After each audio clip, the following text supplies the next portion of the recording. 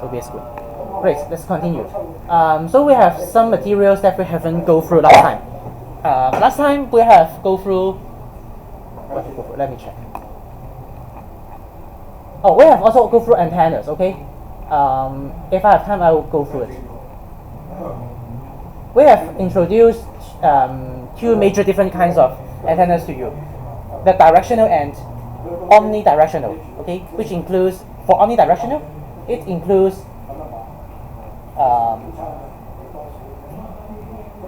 vertical antenna, or we can call it ground plane antenna, fold dipole antenna, and for directional antenna, it's Yagi antenna. Okay. Okay, that's all we have to go through last time. So let's talk about the transmission cable. So what is transmission cable? Transmission cable is this is the transmission cable. Easy to see. If you haven't have a chance to take a look at this, we can pass it around. Okay, this is we call coaxial cable. Okay, so the main purpose of the transmission cable is to connect all the components together. Okay. For example, we have here transceiver or radio. We got a coaxial cable as a transmission line. Okay, the transmission line to connect the antennas and the radio. Okay, and before we go through how to connect the stuffs, we have to introduce to you what is impedance matching. Okay, for every kind of coaxial. Just a minute. Let me close the door.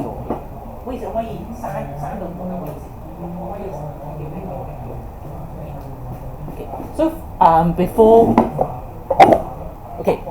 for the digital components, for the output and input, they will mark impedance at the back. Okay.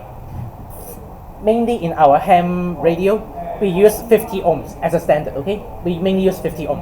Of course, we got two different kinds of coaxial cable standard. One is 50 ohm, another one is 75 ohm. Okay. I will explain to you why we have two different standards, but most of the time we just use 50 ohm. Okay. You don't have to remember why, just 50 ohm. Okay. If you have okay, so you see that this line is very important.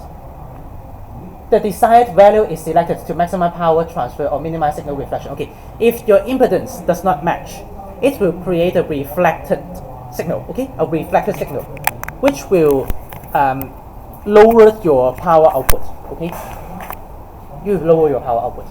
So that's why we have impedance matching. Okay. This is the case if the impedance is not matched. Okay, imagine you connect two different lines or you have two different medium. Okay, one is thinner, one is thicker. Okay, and when you swing it, some of the power will go back. Okay, this is an illustration of impedance mismatch. Okay, but if you have an impedance, if the impedance is matched, you will not see this reflected wave. Okay. Less dense means lower impedance. You can think the less dense is like 50 ohm, lower impedance, and more dense is high impedance. But I use another illustration, so it is not exactly the impedance. Okay, but most of the case, yes, you can think in this way. Of course, if you have high impedance to lower impedance, the reflected wave still occurs. Okay, not in single wave, but in both directions. Okay, as long as the impedance is not matched, the reflected wave occurs. Okay. But there is a saying: if you must have a case to have, if there is a case, you know that there is an impedance mismatch and you can't resolve it. It's better to have higher impedance to lower impedance, as I remember. It's like this. But hey, if in your exam, you must note you must have an impedance match. Okay, 50 ohm to 50 ohm. Yes, and this is an illustration using a physical example. It is not impedance, but it's just an illustration. Okay. Okay. You see that I have crossed out the 70 ohms. Okay. the coaxial cables have, okay, do we have a, we don't have a chance to cut it off, but yeah, I have an example here. If we cut off coaxial cables, you will see that it consists of mainly two parts. Inner conductor, okay, and a shield, which makes of metal, okay, which helps to shield off all the signals which goes into the main conductor or emitting outward, okay. This is how the shield works. And this, I remember, it can act as earthing if the brightest shield, as I remember. Yes, okay. Okay, so more stuff you have to bear in mind. Coaxial cable is unbalanced line, okay. So you cannot connect your fold dipole, which is a balanced system, with a coaxial cable. For if you have to connect system between balanced system and unbalanced system, you have components called balun, BALUN, which is balanced to unbalanced, balanced to imbalanced what? I forgot the name. Balun, yeah, BALUN. Okay. And for all the hams, we use a 50 ohms coaxial cables. But for TV transmission, you use 75. So you can't buy a normal coaxial cables from any store and connect to your radio. No, you can't do that. Yeah. It may damage your ham. It may damage your radio. Yeah. So mainly you know that, oh, it got inner conductor and an outer shield. So all transceiver you can buy, they are all Yeah. 50 ohms. For ham, yes, because we don't use other kinds of standards.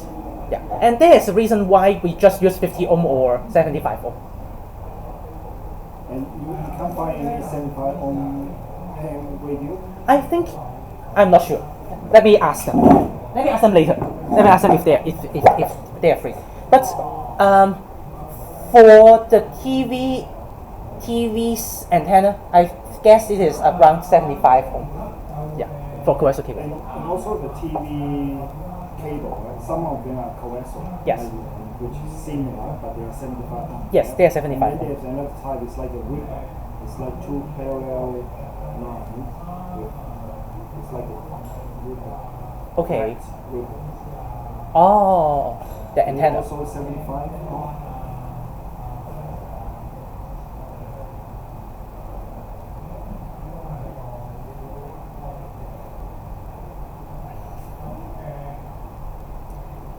For TV system, right?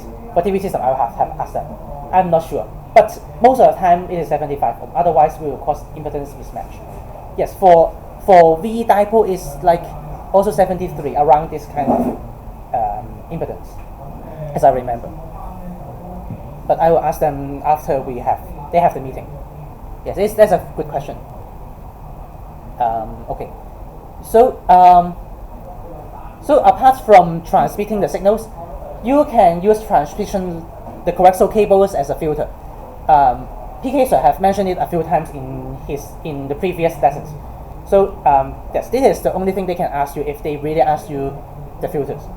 Yeah, it's quite interesting. Okay. So what does it mean is, if you have a transmitter like this one, all the antennas, most of the antennas we have introduced is about half wavelength, right? 1/2 wavelength for dipole antenna, and for ground plane antenna is 1/4, right?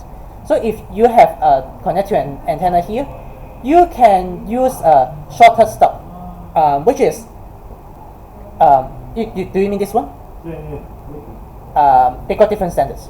You see that? Yeah, especially I have. You see that? I'll take an example here, right? This is 300 ohm because the balance system, the fold dipole use 300 ohms, so they have an impedance matching.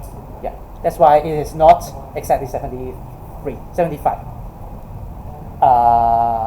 No, I didn't have the example here, but the meaning is, if you want to use the transmission line as a filter, you have to cut the line into 1/4 lambda or 1/2 lambda.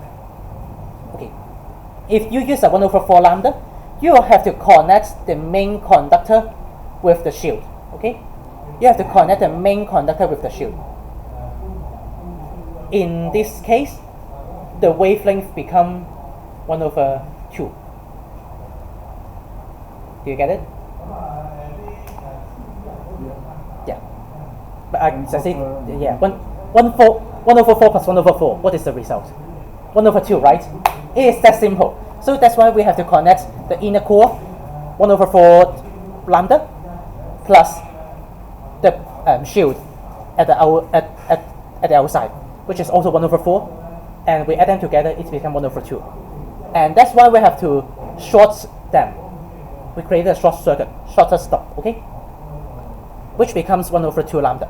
And for 1/2 lambda, it is a magic number, which is the same as the wave, the antenna's length, okay? That's why we can use it as a filter. But don't ask me how they can do the filter. It's about the impedance working. But in case they ask you this, you know that's how to use coaxial cables to do a filter. Okay, that's all for you. Yeah. Yes, I briefly found some weird saying in the web, but saying that, okay, you only remember this one. Okay, just remember this one. But I have to talk some other stuffs apart from the slides. It is not about your exam, okay? Not about your exam. So just listen to it.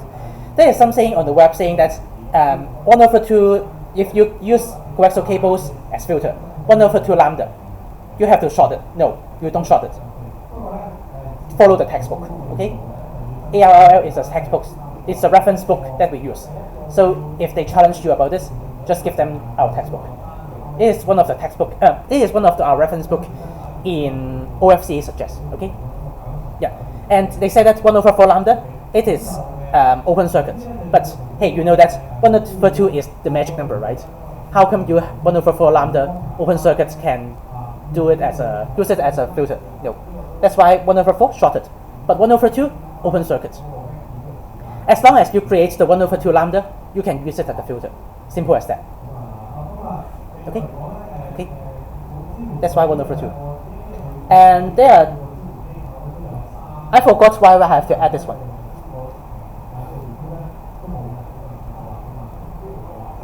Okay, yeah, I remember. This is the another type of transmission line. We call it twin ladder. What I have to show you is because we got different system. As I just said, this is for unbalanced, right? Unbalanced system. How about the balanced system? We got twin-leaded transmission line. Or if you still want to use fold dipole is 300 ohms, which is a balanced system, right? 300 ohms. Still remember? And you would want to use a coaxial cable instead of the twin lead. You have to do this one. You have to use a balloon. Balloon is for matching and connecting balanced and unbalanced circuits. Very important, okay. So you can connect a coaxial cable with a dipole antenna. Dipole antenna. Balanced, okay. My fault. I guess I have just mentioned that dipole is unbalanced, but no, dipole is balanced. It gives two sides, okay. Yeah, you can just correct me if I'm wrong. So you see that this looks very alike to a transformer, right? They use inductors to do the job, and sometimes you can do it in a very simple way. And in the PK Search practical lessons, they just told me that you can fold two circles and then create a knot on it, so it becomes a balloon. The balloon can work as simple as that, which looks alike like this. I don't know how they make it, but hey, they said it works, so it works. Okay, you will have to remember this one, because this is the only device that we will use to connect between balanced and unbalanced circuit. Yeah. And for TV system, I guess TV system they also give you something like this in the past. But most of the people just throw it away.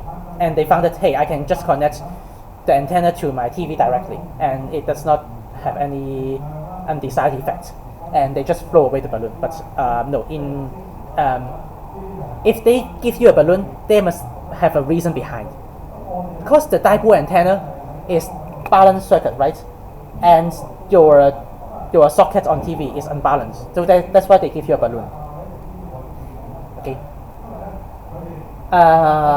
Characteristics and impedance. You don't have to memorize this one in exam, okay? Yeah, balloon, they will ask you in exam, okay? This one, no, they won't ask you in exam, but I have to tell you why. When we have the 75 standard and 50 ohm standard, so you see that attenuation is lowest at 77 ohms. That's why they give it a trade-off and set it for broadcasting system. They use 75 ohms coaxial cables, and for ham, you see that the power handling capacity peaks at 30 ohms, and the attenuation is lowest at 75. Attenuation means decay, signal decay, okay, signal decay. And they try to balance between these two characteristics, so that's why they do a average of it, the geometric mean and arithmetic mean. And they found out that, hey, 50 ohm is the closest. That's why they use the standard at 50 ohm. Simple as that. Yeah, everything have a reason behind. Yeah, but it does not have your exam. Just 50, okay? Just remember 50. Okay, standing wave. Standing wave is very important especially if you do the practical, okay? Because it will damage your machine if you don't treat it well, okay? So we have stationary waves for voltage and current on a transmission line or antenna, okay? If you have an impedance mismatch, the standing wave will go backward, okay? We have forward, let me see. Oh, I didn't include it in my slide. Okay, they got a forward power and reflected power, okay? If the impedance does not match, okay? So say in some case, you have already make sure your system, everything is matched, but still they have a reflected wave. Why? It's because your antenna does not have a 1-to-1 standing wave ratio, okay? They will mention it when you purchase your antenna. Or your antenna is not working at the desired frequency, okay?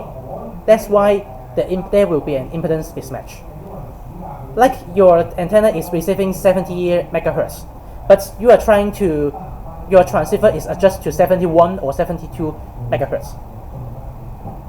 The frequency is now mismatched. That's why they will also have a impedance mismatch. If the antenna is not working at the desired frequency, the impedance is no longer 50. Okay? Okay. That's why they have an impedance mismatch. Okay. And they have for impedance mismatch, they will have a standing wave ratio greater than 1, which is they will have a reflected power. They will have a reflected power. Okay. Normally, on a certain wavelength, we have a band frequency. Yes. It's not a fixed frequency, it's a band frequency. Normally it's like 10%, 20% wide frequency. You can start at the of course, lower frequency or the high frequency. Does it mean if I want to do transmission or reception throughout different frequency, I need to cut my antenna or lengthen it every time when I change frequency? That's why we have a device called ATU, Antenna Tuned Unit, which helps to change the capacitance and impedance, so that they will match. Yes, they will match. So the actual antenna can stay the same. Yes. And you use a device in the train to alter the frequency of it. Yeah. And this is different to a balance and balance. Yes, it's different. Yeah. You can think that ATU have to change the capacity. It is equivalent to lengthen or shorten your antenna. But if I don't have the ATU, I need to cut the antenna every time. Yes, or prevent. Yeah. Otherwise, you damage your machine. Yeah, that's why we also have an ATU But over the there. ATU can only match to a certain Range. Yeah, of Like course. if it's Yeah. too big, You can't do it. Yeah, of course. Yeah. But if your SWR goes too big, they can stop your signal, which helps protect your device. Oh, okay. So Yeah. it's also like that. Yeah. It will also help. Coupling. Yeah. Okay. Prevent. Yeah. Okay. Refracted coefficient. If you can memorize it, memorize it. If you can memorize it, remember this formula. Okay. Remember this formula. I guess the maximum they will ask you is SWR. How to calculate the SWR? The calculate SWR is power, root of power forward plus root of power reflected over forward, root of forward minus root of reflected. Okay. This is how they do. But they really create a coefficient called gamma, and they use gamma for the SWR definition.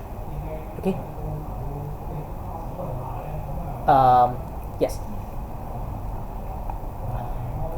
Let me go back a bit first. Okay.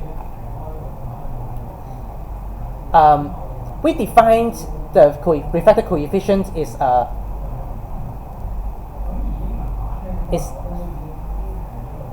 okay. It is a simplified version.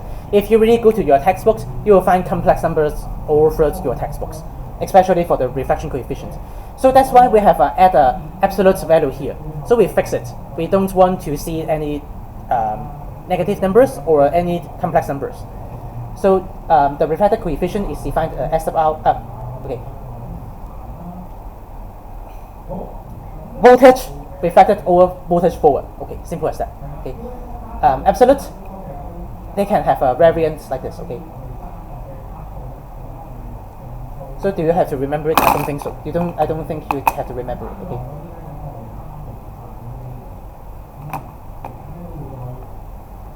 Okay. Standing wave ratio. Yeah, they will ask you in the exam.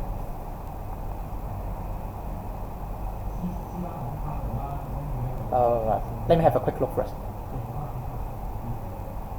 Yes. Standing wave. So transmission lambda 1/4. Maximum peak. Actually, why they ask you about maximum peak to minimum value along the line is because maximum is just forward. Minimum is just reflected. So I remember. Okay.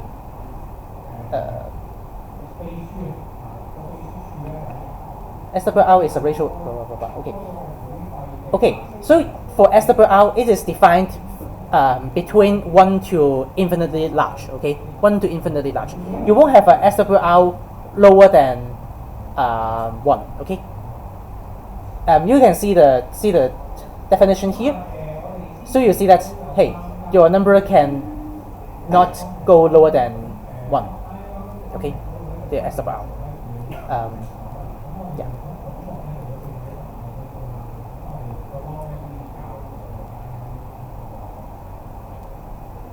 I forgot why I put this slide. I really forgot. Okay, I remember that why I have to put this one. Okay, if you have impedance match here, you see that the wave will just go here, no reflected one. But if you got an open infinite load open circuit, the wave will just reflect back. So at this moment, your SWR will go to infinity, positive infinity, infinitely large. Okay, for open circuits. So that means if you don't connect an antenna and you transmit, all the energy will reflect back into the system and burn out. Yes. Just like PK Serve use an illustration like this. If the power cannot be emitted through the antenna, they will go back to your machine. Yeah. So that's why there's one saying: if you want to test your machine, you always have to connect to a dummy load. The dummy load will absorb all the signals. Okay. And if you don't connect to a dummy load, all the power will reflect back to your machine. Okay. How come there are many guys finding me? Okay. Yes. Oh, this line is important. Reflection from the load also produce a standing wave pattern of the current flowing in the line. That's why you will see that they have a standing wave ratio. The tower is not go through in a straight line, but in a sine wave. Yeah. Try to remember this one. They may ask you questions like this, okay? And there is one more stuff I have to add on. So in practical world, if you test your machine, you can try to emit when your SWR is 2 to 1, yeah, at max. If your power is, if you try to transmit when the antenna have a SWR greater than 2 to 1, you better stop it, okay? Otherwise, you try damaging your machine, okay? The larger the SWR, the worse is the transmission environment, okay? Think in this way. Okay. Once again, the definition for VSWR is 1 plus the coefficient over 1 minus the coefficient. P equal to V squared over R, right? That's why for the SWR, you no longer have, you have to take a root. Okay. Okay. So there is one example from PK sir saying that, hey, they want to set up an antenna system, and the engineer say that, hey, you can have a SWR having 5 to 1, but 5 to 1 is a very bad SWR. Yeah, you can calculate how much energy is being reflected for a 5 to 1 SWR. So, so when the QA arrives and do the job, he said that, hey, your SWR is really worse, and they pull down all the system and have to redo it.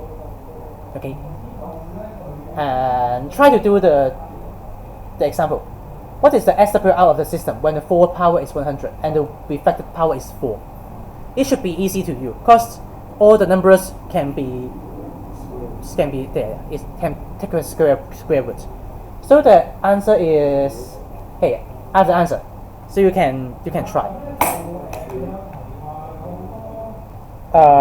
Let me try to.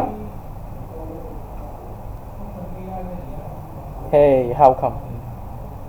Every time when I come to here, my iPad have some glitches. I don't know why. But last time my computer also glitches. Let me reboot my iPad. Okay. Simple as that. Okay. Let me grab a pen. Oh, this one is not erasable. I've tried it last time. Yeah.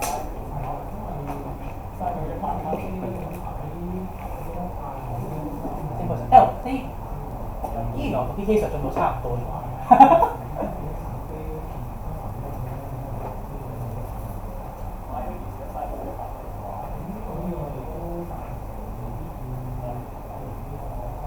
Oh, I'm even a bit faster than him. Every time when they don't clean up the board, I will know what is how well they are going. Okay, so the SWR is defined as, I guess no one is watching Zoom today, so SWR is equals to root P forward plus P reflected over P minus P R. Okay, so you know that P forward is 100 backup. So imagine a system like this. Okay, we have an TX and connect to antenna.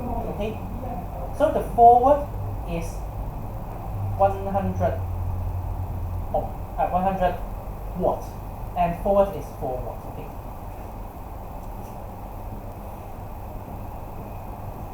Okay. So the SFR will becomes 10 plus 2 over 10 minus 2, which is 12 over 2. 1.5.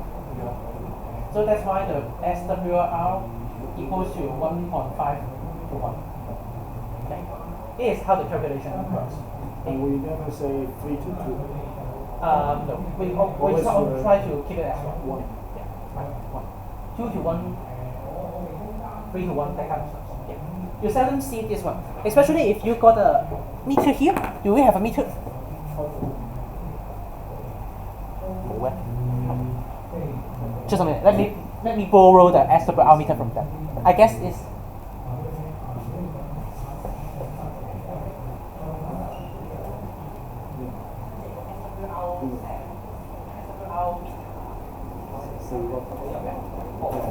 Xin 借過嚟先做 demo 睇下，因為上次啲機上有，但係今次唔該，好大個邊嘅我哋淨係睇啫，咁啊we'll just have a quick look, okay? So this is the SWR meter. So you connect the SWR meter. Oh.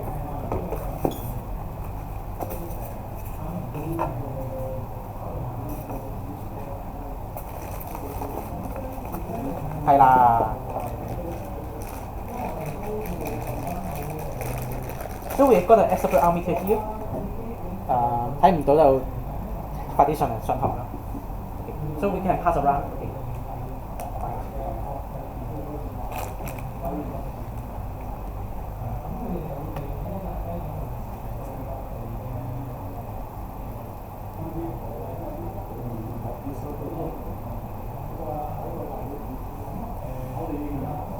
Sometimes I see a meter with 2 needles like this. Are they also SWR? Yes. I guess this is S meter, S meter, which is the signal strength meter plus SWR meter together. They combine both of them. Yeah. But they will tell you which needle is doing what kind of stuff. I also see this in the materials. But yeah. But I don't think it is a very good example when I have to deliver all the concepts. And the SWR meter is installed between the transmitter and the antenna. Yes. Same as Barnum.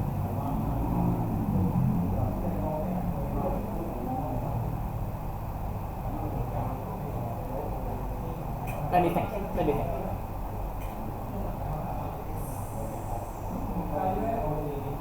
It should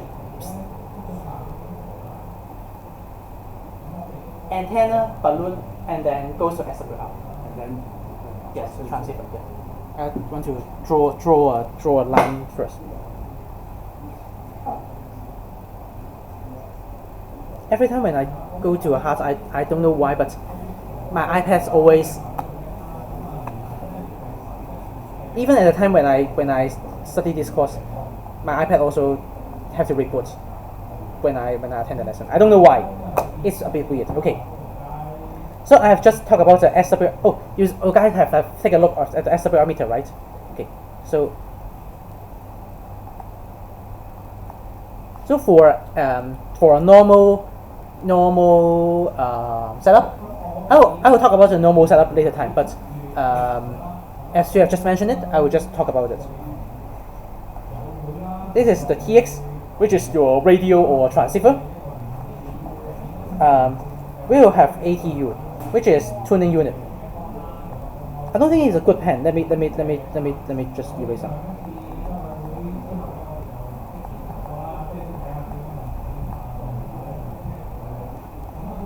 Oh, this TX. It's a transceiver, and we will connect to an ATU. As we have didn't go through ATU now, I'll just skip it. Okay, I'll just skip the ATU. But if you know what already have some knowledge in ham, you will know what is ATU. So we will connect our SWR meter here before we connect to antenna. So that's why we can always check the power output. You will know how well your transmission is going, okay, at real time. Okay, this is where we place the antenna, the SWR. Okay. And so you can leave it there the whole time. yeah, you can leave it here. It won't affect. Yeah. it won't affect, because you just need a very low power to drive it, so you don't have to connect it with the extra power source. You can just leave it here and it won't affect the signal. Yeah, simple as that. We can just, we can just, it is connected to TX, right? So in your real life, you can just connect this one to 唔係喎，個接口唔同，接口唔同算啦。Oh, this is ANT.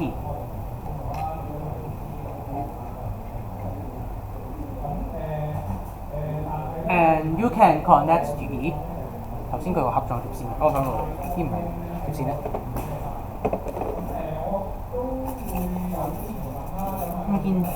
見咗？唔係喎，咦？係咪有條線㗎？你係冇㗎頭先，其實一直都冇㗎。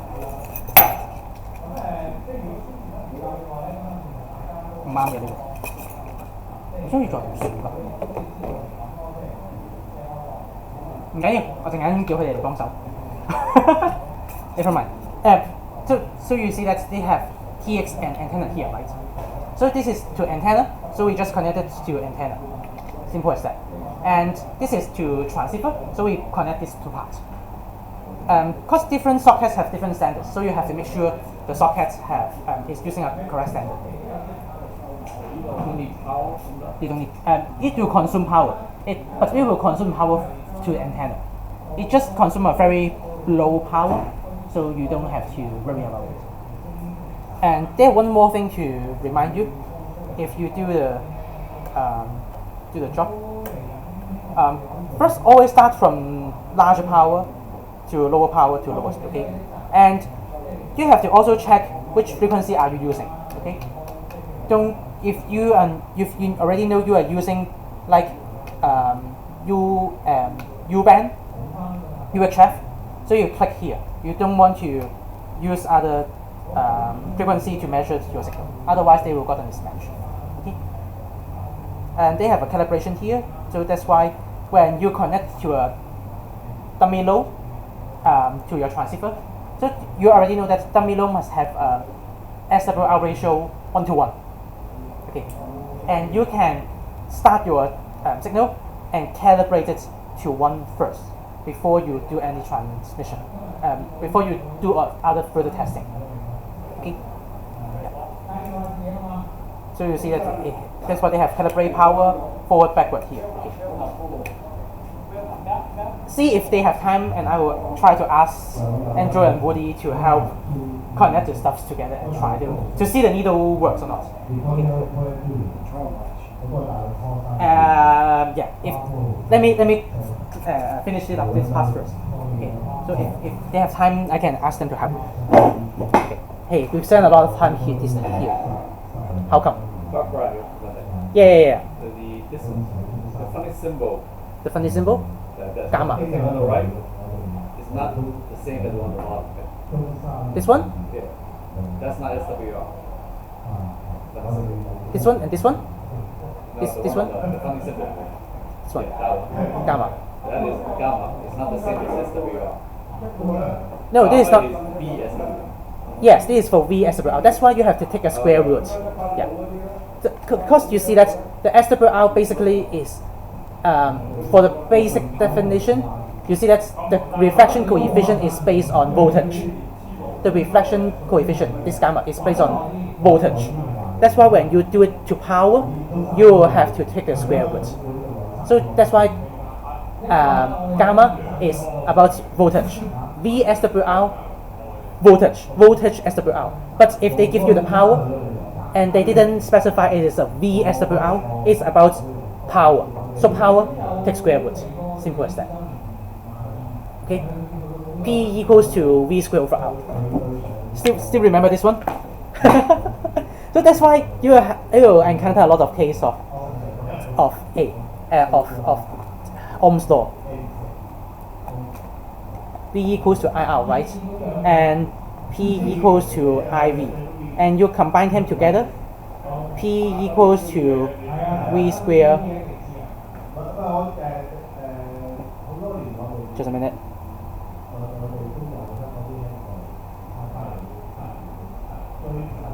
Yes, v square over r. I equals to v over r, right? And p equals to iv. So you substitute them, you got v square over r. That's why if they have a voltage, power, it's likely in most of the case you will have to take a square root. That's why it's not directly using the coefficient. The coefficient itself is from voltage. Okay? The refracted coefficient is based on voltage. That's why if they ask you about power, take square root. But if you can't remember all the stuffs in the front, just remember this part, okay? Root power forward plus root power reflected over root power forward minus root power reflected. Okay, you can just mention this part, you can just remember this part and go to the exam. Okay. But for me, I think this is a bit easier for me to understand. That's why I added here.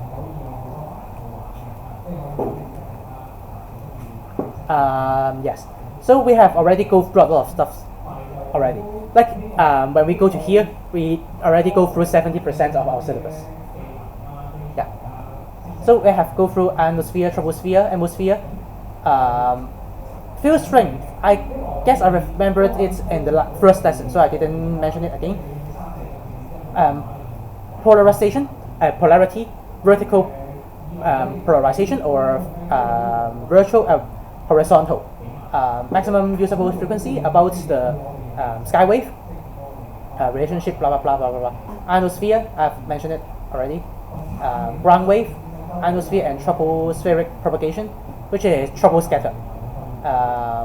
Fade out. I guess I didn't mention it about the fading. Hope you won't meet it in the exam. Of course, there will be exam questions that you haven't seen in your textbooks. Of course. But don't worry, you just need 50 questions to pass. Velocity of radio waves in free space, which is 3 to the power 10. 3 times 10 to the power 10. Oh, today I have my pen here, so I can do the illustration easy.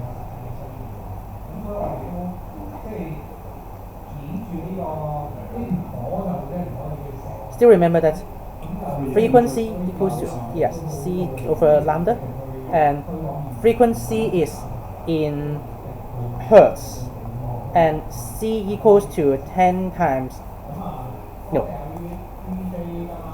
3 times 10 to the power 8. Does anyone?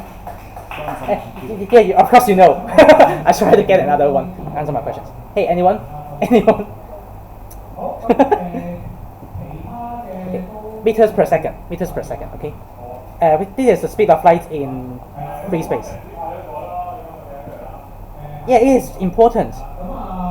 But if you really can't memorize it, this actually is a constant in your calculator, so you don't have to memorize it. If you use FH52, yeah, as long as your calculator is black in color, you got a concept. List, okay, and lambda is wavelength. What is the unit of wavelength? Meter. Yes, meter. Okay. It is very important. Really important. Really important. Okay. So, cause you in our exam, we always talk about electromagnetics. We don't talk about other stuff other than light. But if you are doing physics, you know that the formula can be translated into this one, where this one is wave speed. Okay. This is V actually, but I don't know why they have to do it right in this way. Yeah. Yeah. Okay, I guess they are finishing the meeting.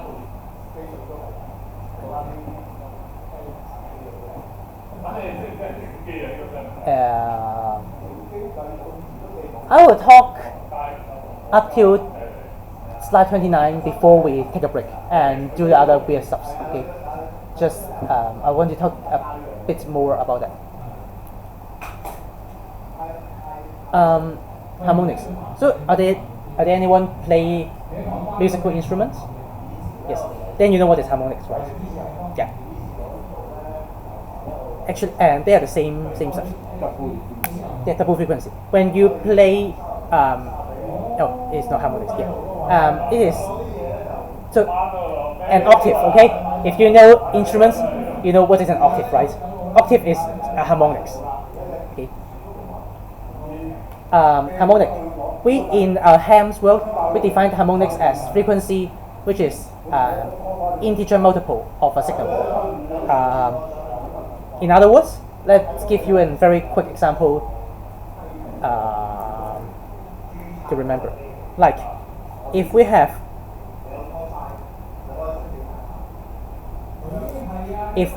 a frequency, at 10 megahertz, then the harmonics will become 20, 30, 40, up to infinity. Okay, this is we call harmonics. And see, is interesting, not interesting, but a fact that the harmonics will decrease when the frequency increases. Okay, yes. So there is another term of second harmonics, third harmonics, that kind of stuff. So if you in your questions meet this kind of questions, what's the second degree, third degree? Don't worry about it. It's just numbers times the base frequency. Okay, we call it the base. Okay, so this is the second degree, third degree, fourth degree. Okay, so we have infinite numbers of choices. Okay, but you know that, hey, the second must be the base is the strongest, and it's followed by second, followed by third, followed by fourth. Okay, so that's why. I don't want to talk about it. Let me talk about this later. Okay? When we talk about frequency multiplier, the harmonics have third harmonic, blah blah blah. There's no first harmonic, only the base frequency. Okay, only the base frequency. Or we say fundamental. Okay, fundamental. Yes, you see that if you have a frequency called F, the second harmonic is 2F, third harmonic is 3F. Yes. I don't know if they will trick you or not, but if they trick you on harmonics, you make sure you know how to do the translation between frequency and wavelength. They can ask you about cycles, frequency, wavelength. They can ask you about the conversion between these kind of stuffs. Hey, they may even ask you, hey, if I have a second harmonics of 20 megahertz. Oh no, I have a base frequency at 10 megahertz. What is the wavelength of the second harmonics? How to do it? Can anyone try? We have a whiteboard here, so you can try. Still remembered all the conversions? Yeah. Yes. The wavelength. Yeah. Still remember the wavelength? I've just mentioned it. This one. So you put in, you know, the second harmonics is 20, right? So you put in 20 to F, and speed of light, keep it constant, so you can get the wavelength. Easy, huh? But hey, don't worry about it. Most of the equations that we have talked about it and mention it from time to time, it will be asked in your exam. Okay. Yes, this is illustration of the harmonics. So this is the best image I can find in the web already. So do you see this is surplus? So this is some other signals that may occur in your circuit, undesired circuits. Okay. Frequency multiplier. Hey, I see that they have finished their meetings. So why not we take a break first and do the weird stuff. Take a break of 10 minutes.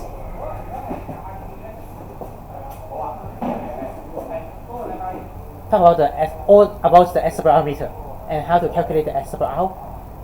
We'll go through the measurement once again in later lessons, like 2 lessons later. No, should be next lesson. Next lesson. Harmonics. Okay. So harmonics is naturally occur. Okay, as long as you have a frequency emitted, you will have undesired signals. Okay. So for example, if you want to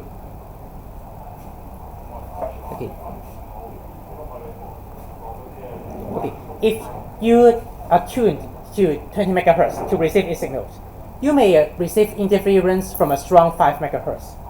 Because the 5 megahertz, if they don't do any protections, they will have a fourth harmonics of 20 megahertz. That's why the signal will also be received. Yeah, this is the harmonics. That's why we try to minimize the harmonics and try to minimize all the unwanted signals. How can we minimize the signals? We can just use filters. Yes.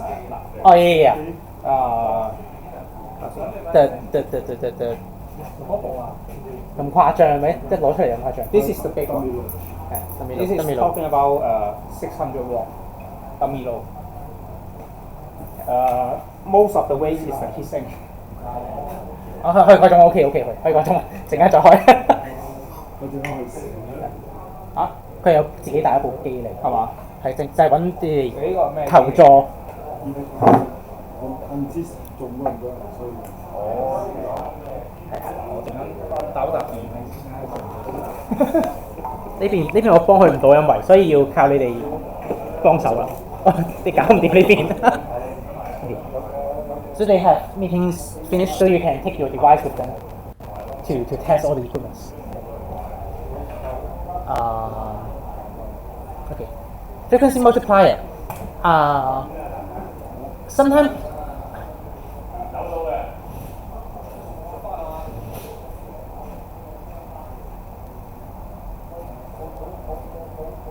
no.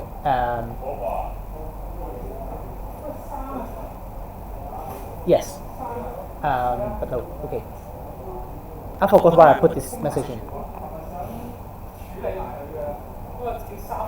Actually, most of the time, this is the definition from textbooks. But in PK's lesson, they also give it a different explanation of frequency multiplier.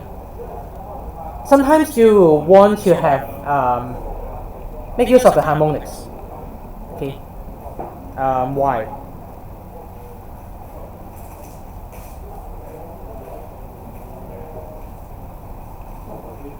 Let me grab my iPad. 哦，要司機嗰邊。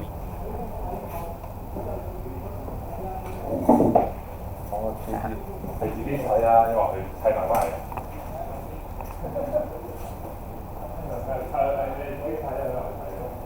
Okay. Let me use the iPad once again. So sometimes, when you want to have a oscillating frequency, like oscillator, right? So still remember what is an oscillator? You will meet oscillator in your exam, so you have to memorize it. Oscillator. So for oscillator, like it is. Do you still remember what is this signal? What is the meaning of this one?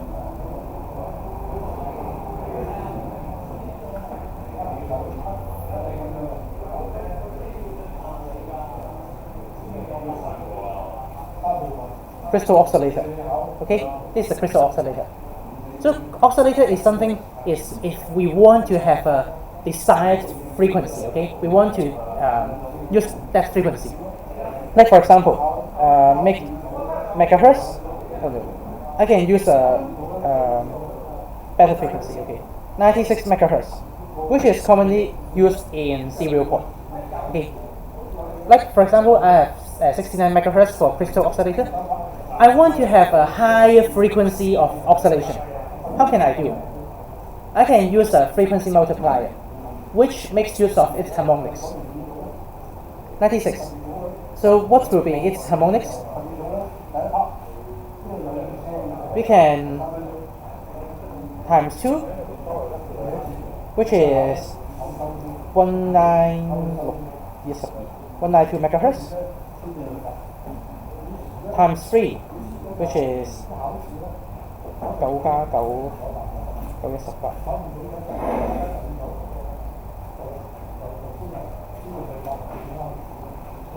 Right.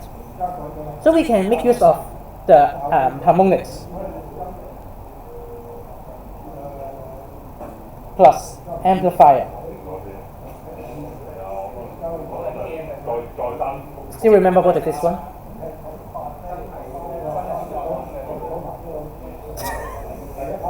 This is the amplifier. Okay. This is the amplifier. So still remember we have introduced which 4 kinds of amplifier. What is the characteristics of Class C amplifier? 唔該，再講一次啦。Okay. We got different kinds of amplifier. Class A amplifier, which do all the work at full cycle. 2 characteristics: lossless, low efficiency. Okay, this is the characteristics of Class A amplifier. How about Class B amplifier?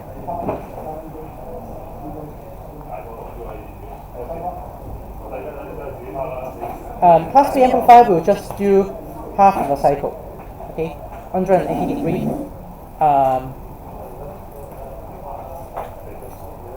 Better than Class A.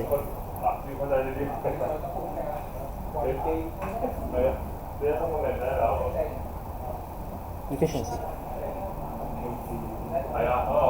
Better efficiency, but it will lose half of the signal. Okay. Once again, what is Class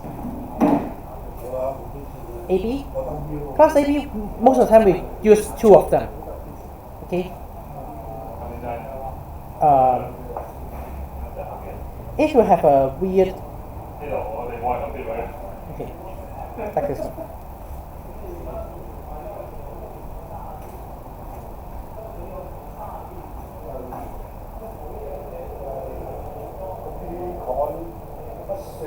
Most of the time we will use 2 Class A. You have signals like this. So that's 2 Class AB amplifier will work together for the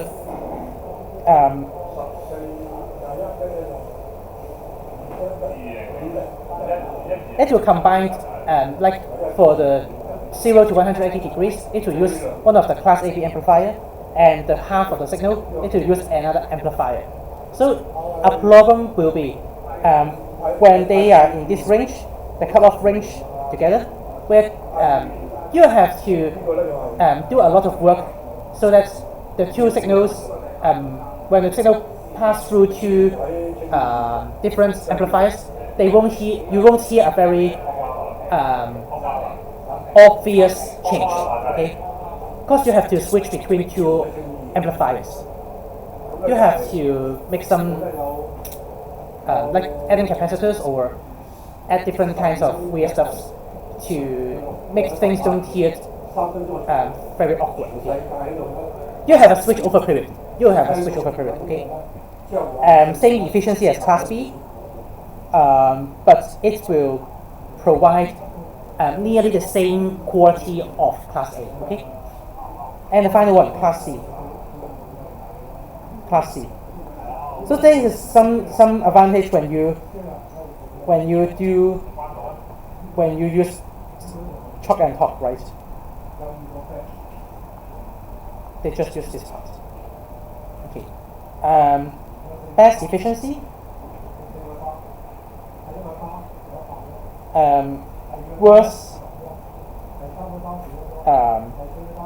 lossy. Okay, I would say lossy.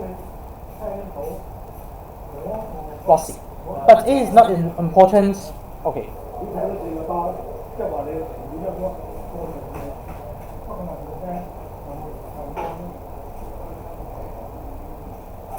Always, most of the time when you see Class C, it is used with antenna. Okay, it's used as to amplify the signal of antenna. It just amplifies a part of signal, but it's not that important if we are at a high frequency. If we want to demodulate it, okay. Do you still remember what is demodulation? No one remembers what is demodulation. Very sad. Demodulation. So when we have a signal like this, it is the signal, RF signal. So when we try to recover it to a voice, we have a circuit to trace line like this, okay? This is called demodulation.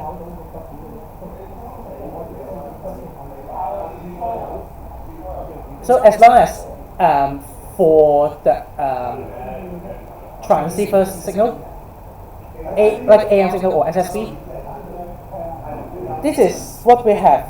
This is what we have when we are receiving an alternating circuit, an alternating currents, right? So as long as we have to demodulate it, we have to decode the signal once again. The lossy is no longer important. That's why we can use a Class C amplifier. Okay. Okay. Once again, we have go through this one, and for an oscillators, it is very hard to do a high frequency oscillation. It's hard to do a high frequency oscillation. That's why we will use a base frequency, make use of the harmonics with amplifier to generate a high frequency oscillation. This is how we do the work. Okay? I guess I didn't have it in the slide, but you will need to know why we need a frequency multiplier.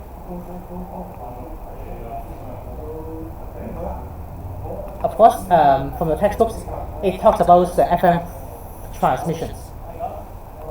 Yes, it's also true, but you won't need to know this in the exam. I just put it here for an introduction. Okay. Yes. This is what I have just talked about. This a signal generator, like an crystal oscillator.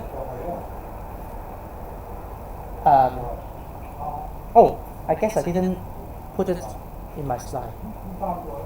Hello, one more.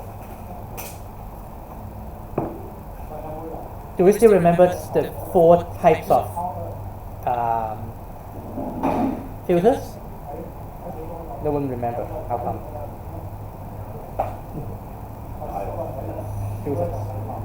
Filters. We got 4 types of filters. The first type, low pass filter. What is a low pass filter? It allows low frequency to go through. This is again, what's so special for the -3 dB point?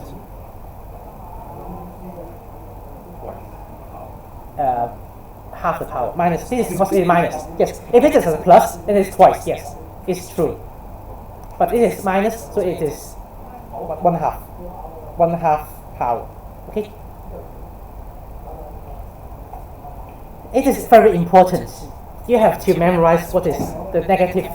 Why we have to introduce the -3 dB points, and why 3 is a magic number in the ham. Okay. Low pass filter. Of course, we have low, we have high pass, right? High pass looks a bit like this, and band pass. Band pass looks like this, which allows passing through this range of signal. And the last one is band stop filter, or we can say notch filter. They are referring to the same thing.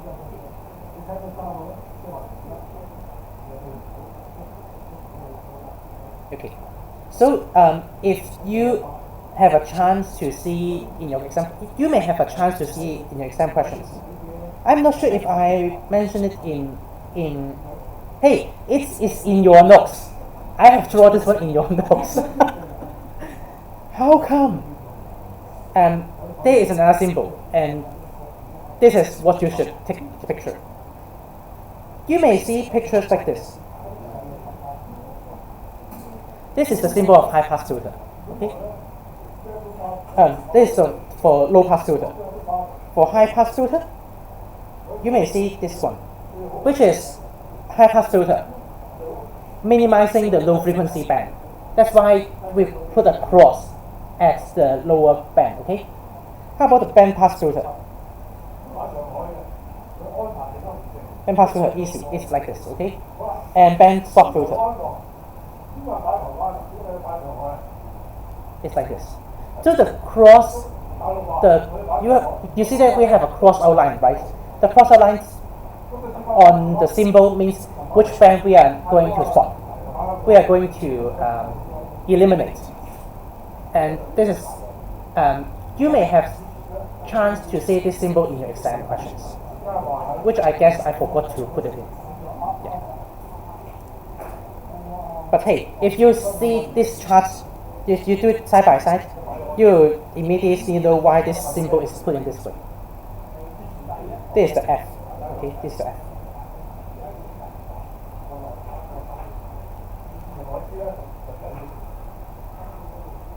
Okay. Low pass filter allow low frequency to pass, stop high frequency. And high pass filter stop low frequency. Band pass filter allow the desired band to pass through, and band stop filter, the desired band is eliminates the desired band. Okay.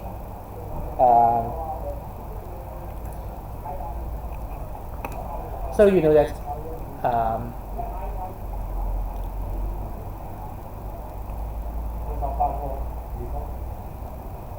why we have LPF here. We have a signal generator, and the signal generator, of course, it will have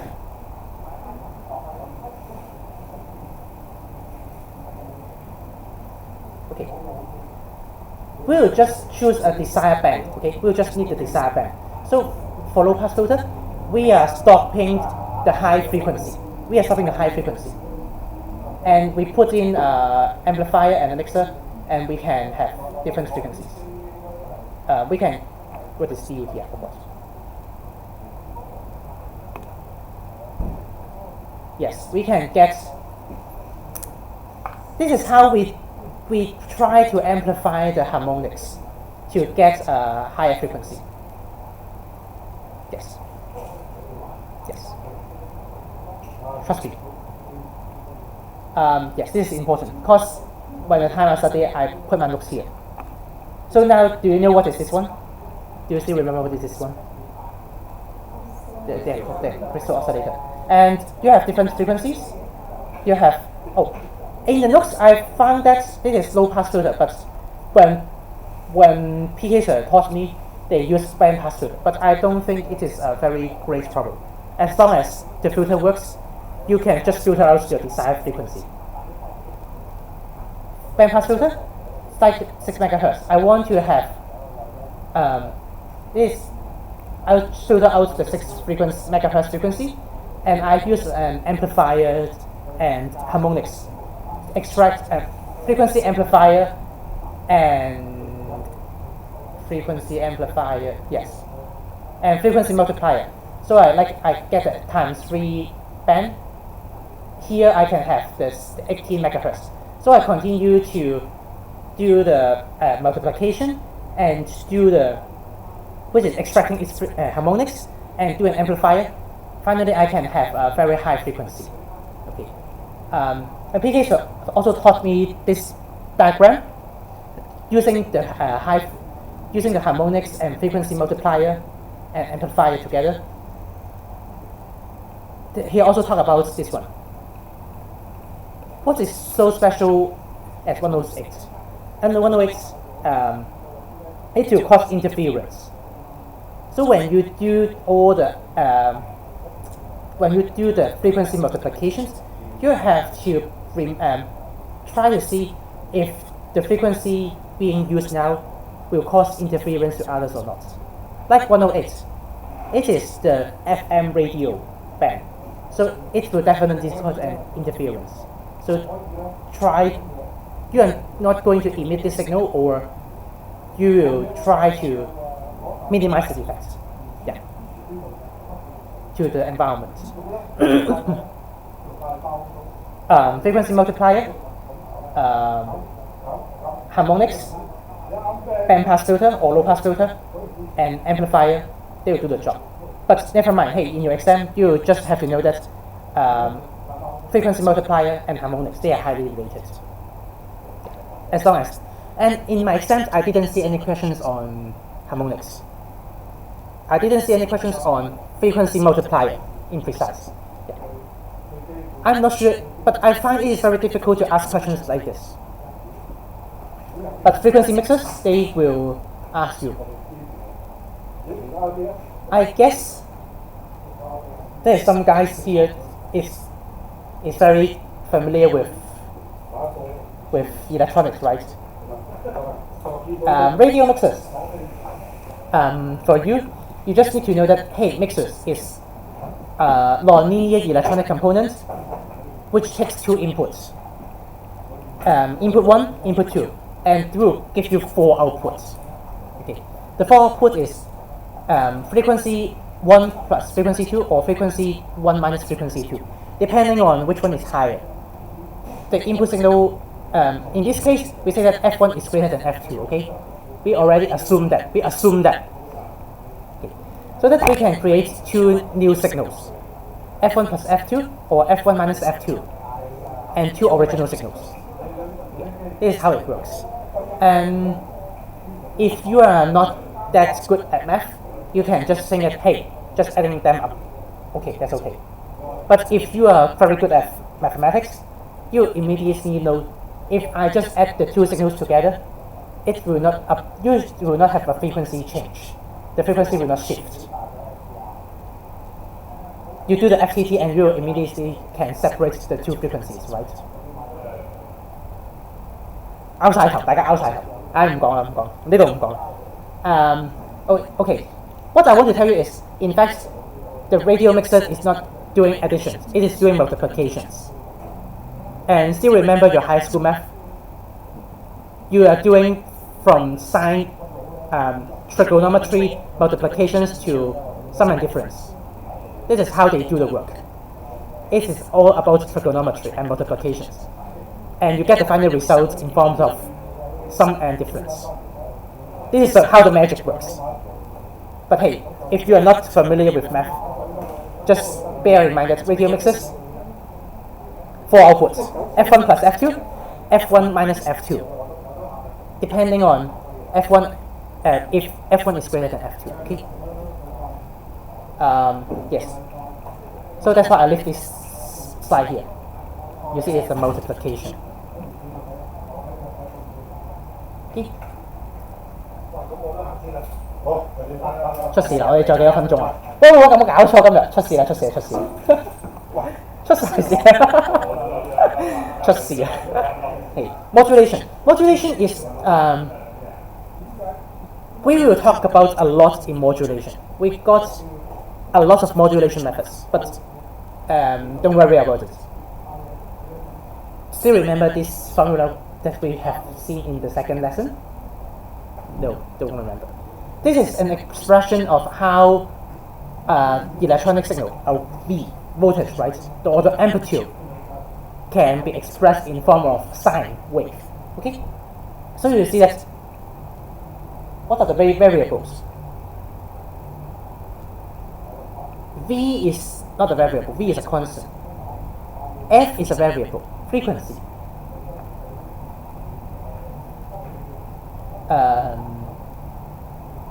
wait, no. V is a variable. F is a variable. Theta is a variable. That's why we have 3 different kinds of modulation methods. AM, FM, and PM. But we are not going to talk about phase modulation today. Okay. So to get things a bit simple, I have to talk about what is modulation. Modulation, simply speaking, it is how to put in your voice or a signal input wave to a carrier wave. So I guess Professor Lee asked us why we have to put our signals in radio wave, because our voice is not a radio wave. It can't transmit to a very long distance. Okay, light can, you know laser, right? Laser and Yagi antenna. It's a very directional antenna, so the signal can be transmitted to a very long place, a very far distance. And combining with the different propagation methods, you can have your signal. You can transmit your signal to any corner of the world. Okay, especially skywave. And voice is not an electromagnetic wave; it is a P wave. Is it a P wave? I forgot. Or S wave. S wave. It should be S wave. It is about the movement of particles instead of light. That's why we have to change our waves, put it to a carrier, so that it can transmit through our transmitter or radio. Okay. So for the input modulation wave, and of course we use our voice. It is vocal or telephone. But other than that, we can use a key, typing Morse code, or we say CW. Okay. So still remember what is HKRAE introduced in the second lesson when we talk about the laws and regulations? No, forgot already. HKRAE.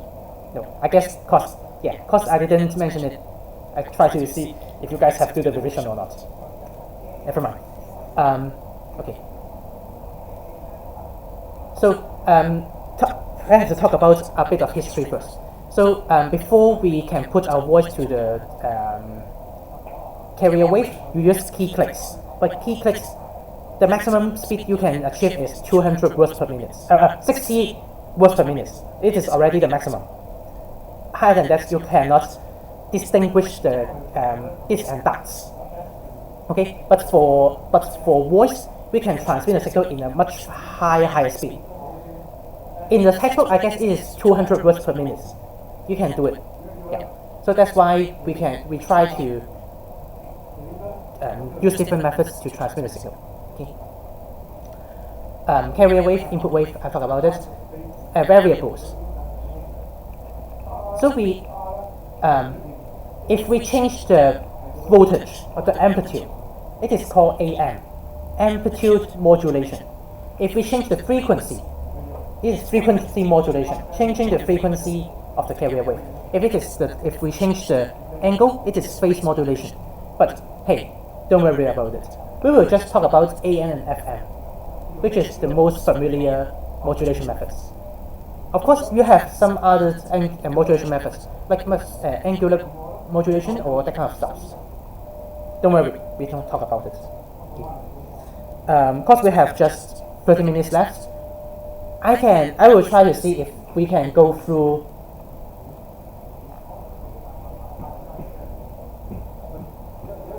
all the AM parts, okay? Bye-bye. Bye. We will try to see if we can go through all the AM parts. Okay. AM, in AM, we have got AM is the amplitude modulation. Under amplitude modulation, we have DSP suppressed, DSP SC, suppressed carrier wave, SSB, CW, SSB SC, single sideband suppressed carrier. These 3 kinds of methods, okay? AM, DSP, SSB. We will talk about 3 of them, okay? But hey, don't worry about this. All of them are changing the voltage, the amplitude, okay? And this is the easiest modulation method that can be taught. Okay. So what is the definition of bandwidth? Do I need to explain it? Bandwidth, I guess no. The lower frequency and high frequency. FCC mentioned that, hey, the frequency, it should be 26 dB less. Okay, your noise should be 26 dB less than your signal, okay? So they will choose the 26 dB points to count it. But never mind, you won't be this in the exam. PK didn't taught me that, so no worry, don't study that. But this is the definition of FCC. Okay.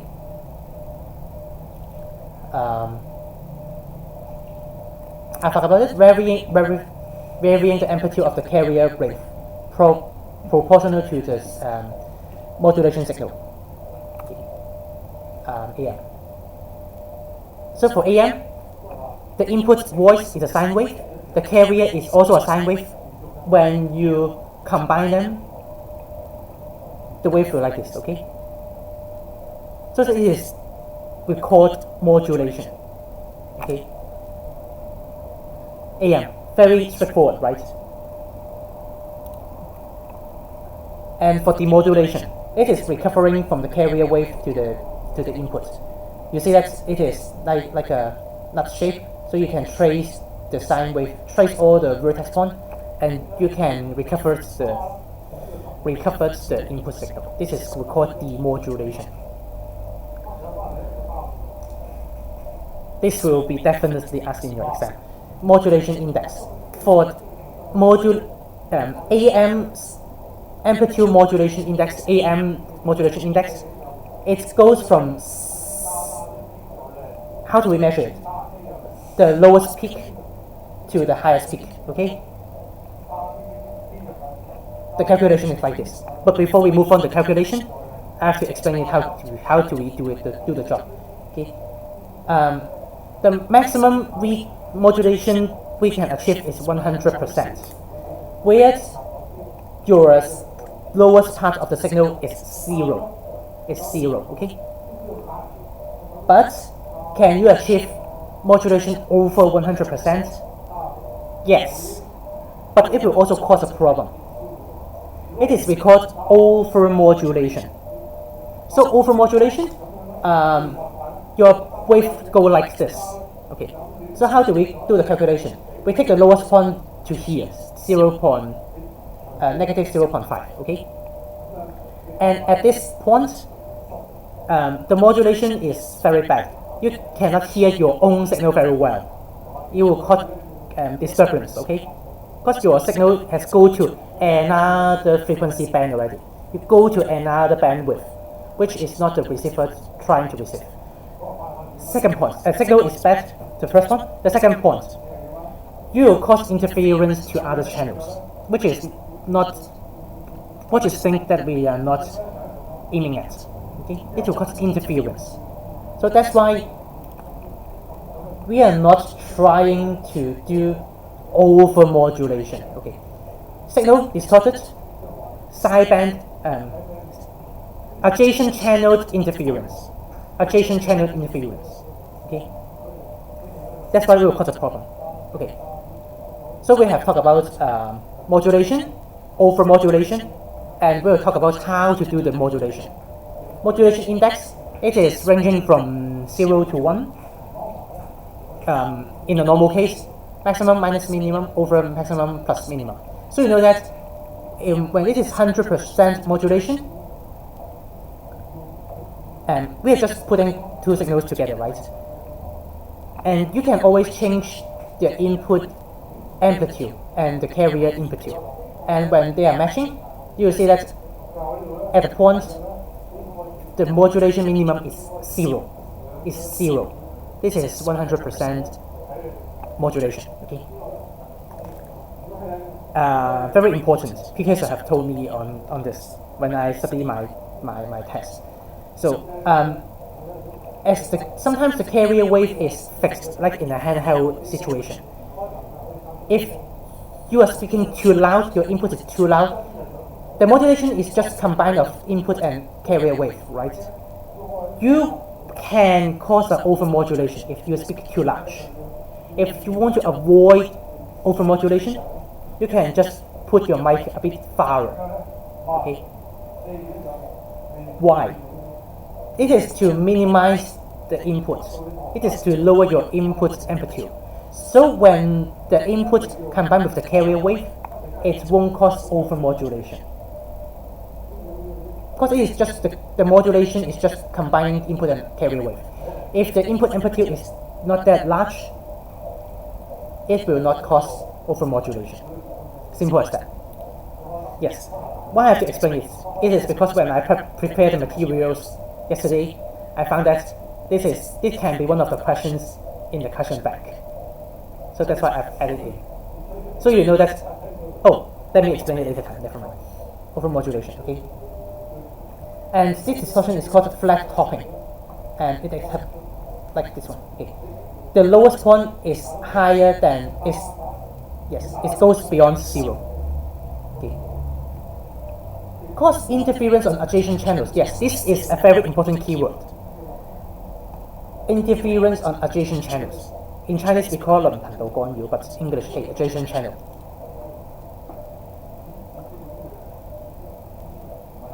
For AM amplitude modulation, it has a very, very interesting characteristics.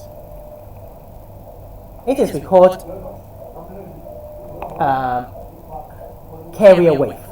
Okay, don't ask me why they have a carrier wave, but it exists for the simplest form of AM radio. Okay, and it is easy to make. The AM signal we have two identical sets of sideband. This sideband, upper sideband, we call in short form USB, and you will know that lower sideband, what is the short form? LSB. Simple as that, okay? But you know that half of the energy is waste. No, 1/4 of the energy is waste, okay? You have to waste energy on the because these two are identical signals, right? So you know that, hey, I can just receive the upper, you can just emit the upper signal, upper sideband or lower sideband to save some energy.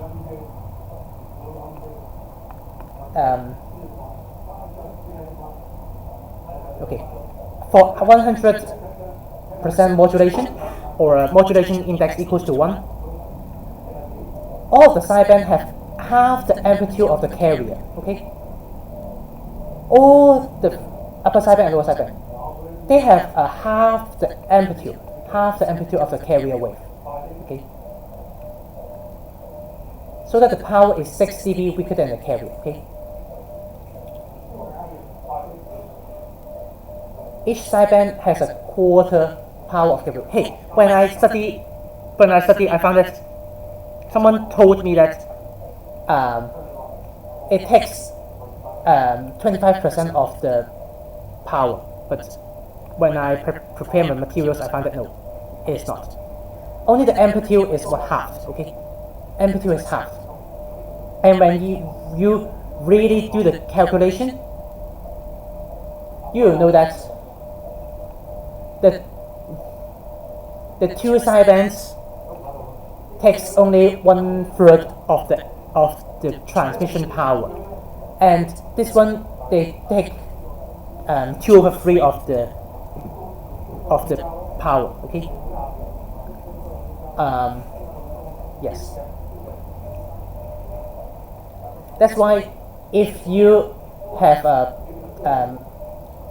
total signal of 150 watts, the carrier power will have 100 watts, and each sideband will have only 25 watts. Okay. Why? Because this is 6 dB. Okay. Amplitude is halved. Power become 1/4. Okay. It's the voltage. Actually, it is the voltage. The voltage is halved.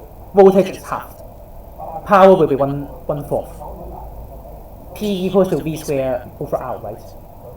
This is why we have 1/4 instead of half. You see that there is a lot of energy being wasted. You don't want that energy waste.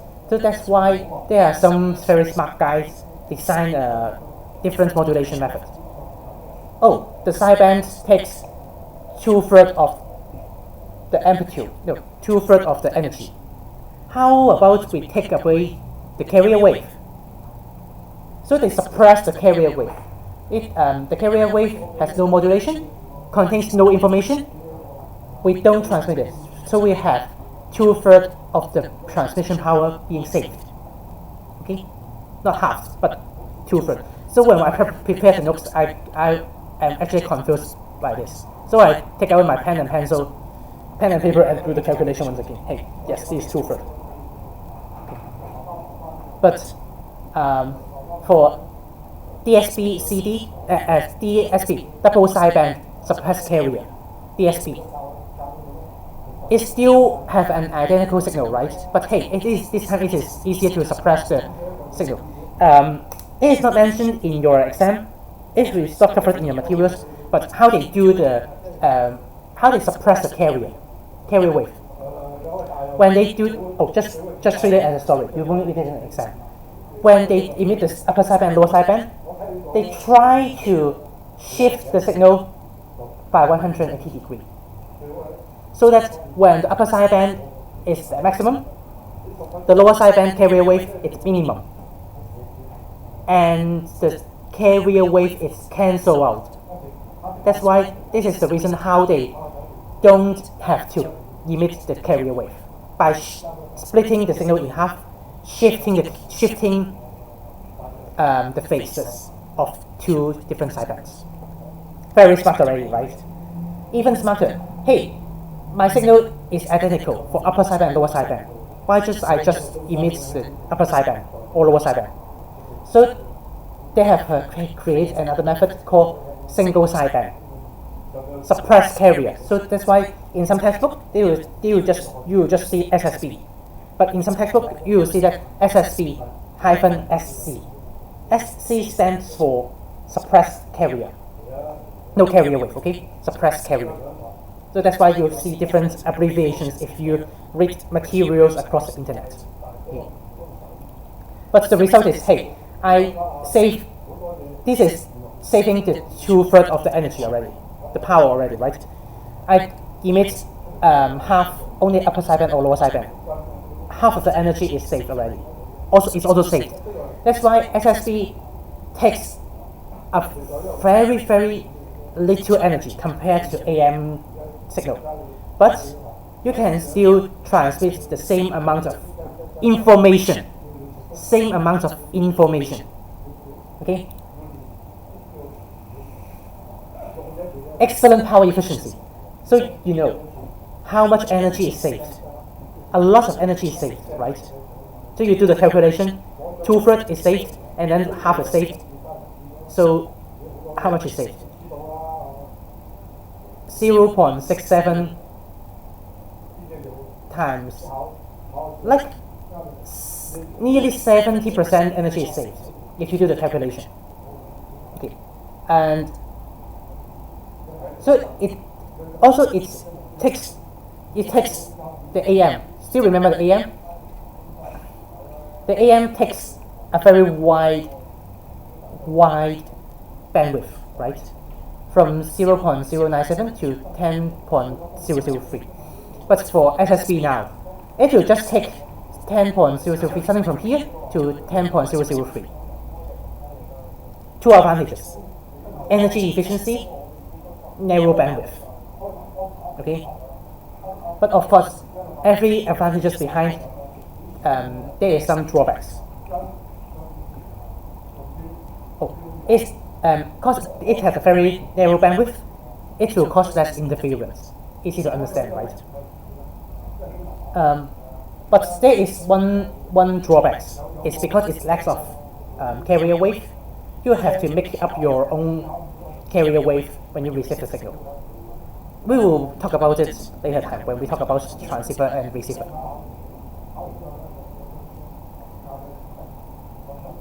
We have still 10 minutes left.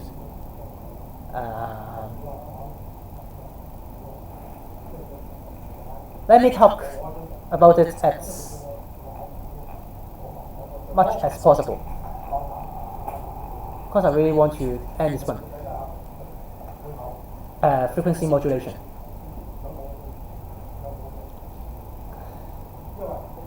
FM. So most of the broadcasts in Hong Kong, they use AM and FM, right? AM is easy, very reliable, but FM, why most of the time we listen to FM radio? It's because FM radio will provide a better sound quality, and they use a wider bandwidth, better sound quality. More information is applied. That's why clear, noise-free. But it has a drawback. I have to mention it. Very, very important. This drawback is important. FM communications have a capture effect. Lock on. Put it simple. When there are two signals together, two different guys emitting at the same FM frequency, you will only hear one signal finally. Okay, this is called the capture effect. Hey, you see that? It prevents another ham with a weaker signal from calling you. So that's why for aircraft we are using AM. We don't use FM for aircrafts. For aircraft, it's around 120 and 100 to 140 megahertz. So you can see. You can go to our web. Go to the web. If you want to listen to the AM, the air band, we call it air band. Like they will do broadcasts when they are airplane landing or airplane flying. Okay. It is around 122 megahertz. So if you have time, you can grab a radio and listen to that signal. Yeah, it is very interesting, especially when you have typhoon number 8, you are at home and you have nothing to do. You can try to do it. Yeah, that's why for AM aircraft they use AM. It will help if there are really one airplane having an emergency signal. They are calling Mayday. Oh, do you know what is Mayday? Mayday 3 times, which is the SOS in aircraft. Mayday. If they are using FM, it is a very weak signal. Others can't capture it, so this signal will be neglected, right? But for AM, all the people can capture this signal. Even if they are in conversation. That's why for AM is used. Okay. And second stuff. Second point, we have talked about modulation, AM, and we are going to talk about FM, right? AM, FM is not directly related to middle frequency and high frequency, right? Oh, let me just talk about this one and we can stop the lesson. We'll go back to FM later. Why I have to make this very clear? Because I don't want you to lose mark in your exam, and I don't want to put in any confusion when we talk about the frequencies. Okay.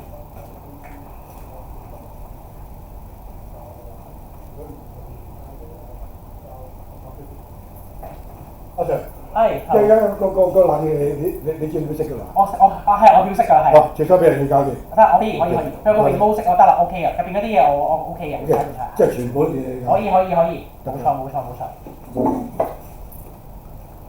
可以行先。佢誰有識揾你哋？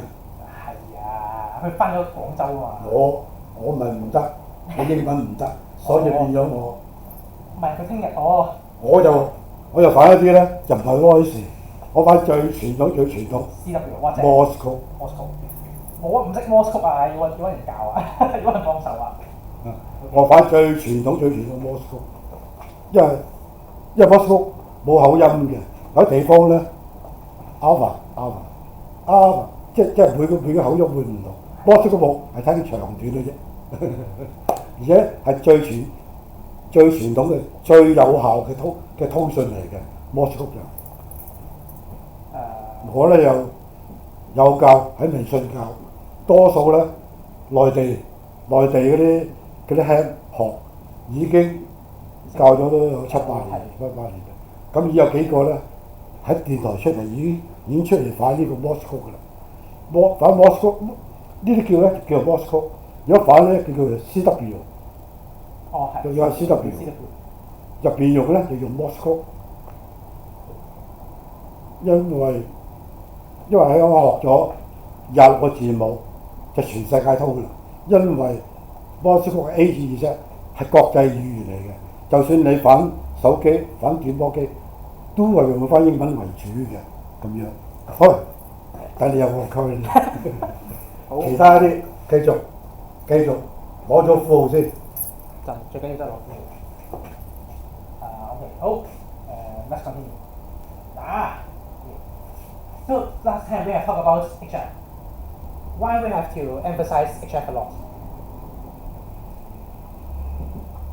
Oh, do you still remember what is the corresponding frequency? Oh, actually, I'm asking about the frequency. 3 to 13. Yes!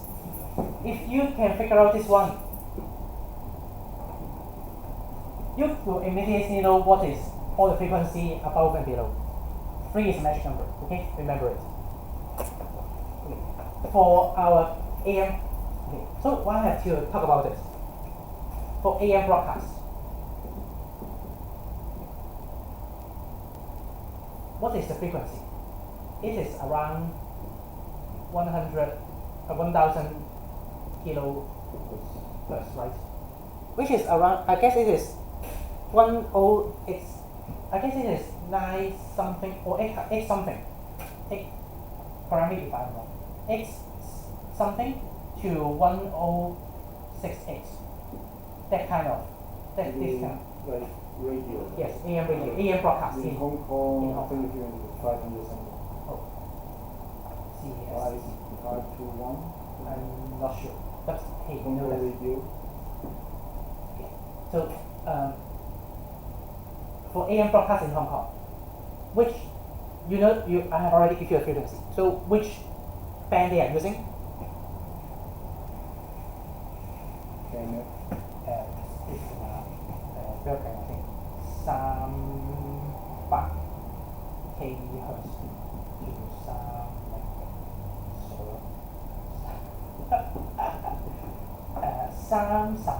300 kHz.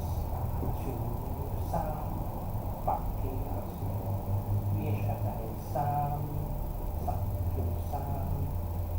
300 I'm lazy. That's what we think. 3G, yes. I'll just try 3,000. Make it more clear. I have to put on screen here. Okay, so you know that for AM broadcast, Hong Kong, we use around this frequency, mid-low frequency, right? So sometimes when we talk about Chinese, we call it 中波广播. We use mid-low frequency. Okay, so you know that AM is a broadcast method. We use mid-low frequency. Okay, these two concepts.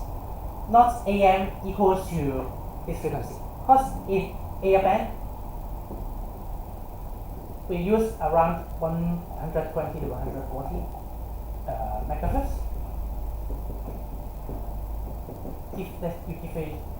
Give you some more examples to make this more complicated.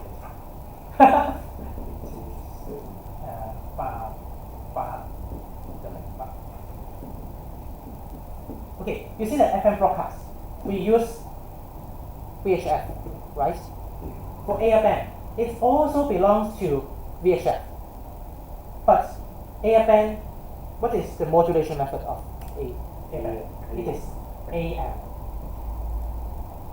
So you have to bear in mind, if they talk about microwave, you immediately know this this part. Middle wave is talk about frequency. AM is the modulation method. This is not necessary for using middle wave. It is not necessary to use middle wave. But if they talk about middle wave, middle frequency broadcast, that kind of stuff, you know, hey, I'm using middle wave. Middle frequency. Middle wave, okay, middle frequency. Okay? So they are not AM is modulation.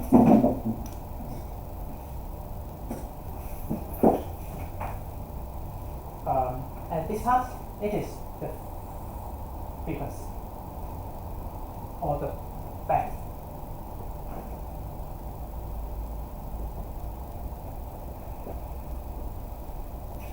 Two concepts, okay? And clear enough, right? So if they talk about AM broadcast, you don't have to, you know AM is a modulation method. But instead of using this frequency for transmission, no, you have to separate, bear in mind that there are two concepts, two different concepts. Okay, 9:30 already, so we have to stop our lesson today. Are there any questions?